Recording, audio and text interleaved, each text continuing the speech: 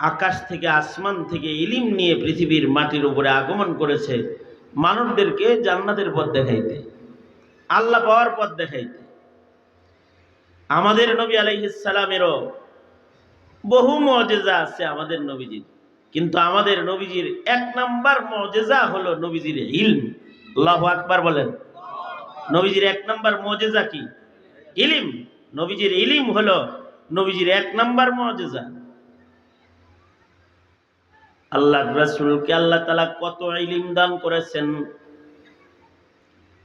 قال رسول الله صلى الله عليه وسلم أوتيت علم الأولين والآخرين। আল্লাহর রাসূল বলেন, আল্লাহ তাআলা আমাকে আউয়ালিন ও আখিরিনের সব ইলম আল্লাহ তাআলা আমাকে দান করেছে। ইলম,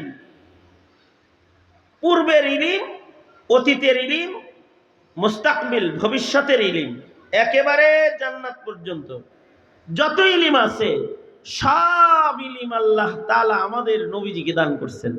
নবীজির ইলম বেশি, নবীজির মর্যাদা বেশি।